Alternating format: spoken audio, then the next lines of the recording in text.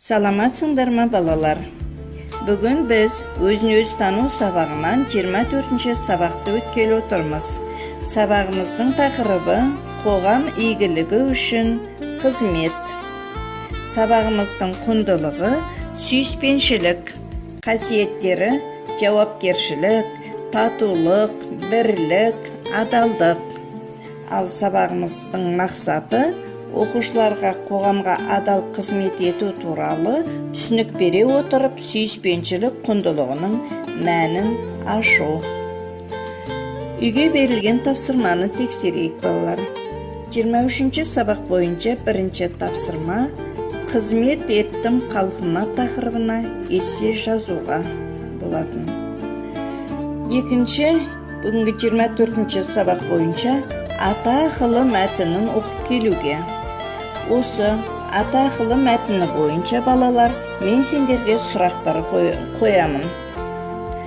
Бірінші, атасының бойындағы ізгі қасиеттер қалай пайда болған деп ойлайсыңдар? Автор атасының ақыл кеңесін өмірде іске асырып келе жатыр ма? Абай атамыздың бір бала атасынан өте туады, бір бала атасына жете туады деген сөзін қалай түсінесіңдер?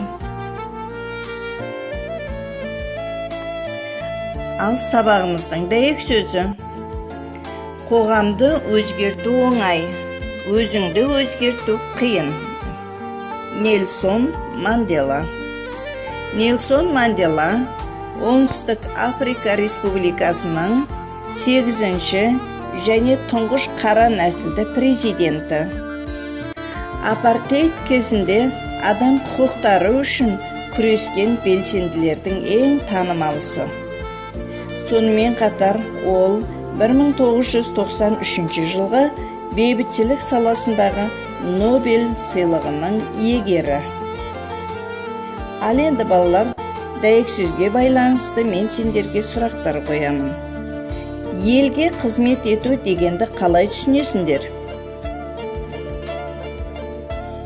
Адамның бойында қандай қасиеттері оның адамдық болмысын көрсетеді?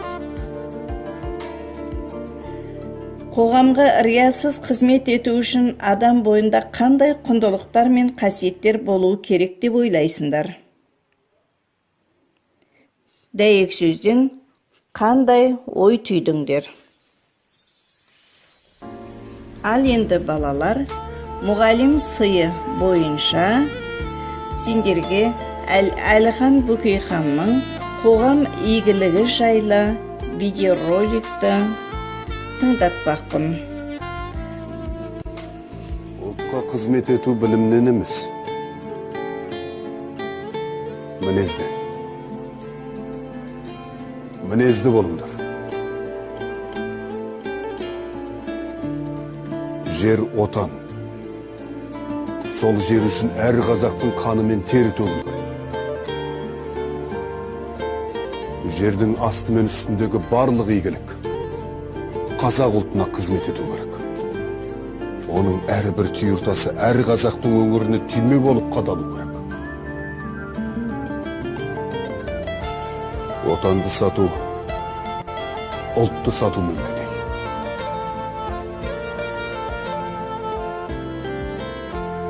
Басымызға қандай күн туса да,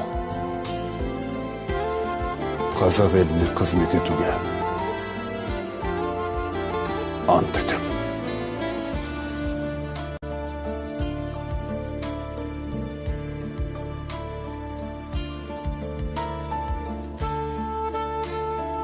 Міне балалар, видеороликті тамашалап қандай әсер алдыңдар? Кез келген адам өзі өмір сүріп отырған ортасы үшін борыштар. Қоғам халықтың рухани бет-бейнесінің көрінісі. Әрбір адам саналы түрде өзін-өзі жетілдіріп, рухани адамгершілік білімін тереңдету керек. Тек білім ғана адамды биік белестерге шығарып, толыққанды қоғам мүшесі ретінде көрсете алатынын жан жүрегімізбен сезіп, қоғам игілігі мен оның гүлденіп көркеюіне азамат ретінде үлес қоса аламыз екен балалар. Ал енді шығармашылық жұмыс. 4-ші тапсырма. Абайдың естілердің сөзін ескеріп жүрген адам өзі де есті болады деген сөзін басшылыққа алып, кез келген саланың мамандары туралы ессе жазыңдар. 6-ші тапсырма бойынша Әнет бабаның ел билеу үшін алдымен елді ауызбірлікке, ынтымаққа шақыра біл деген өсиетін оқып талқылаңдар. Үйге тапсырма балалар.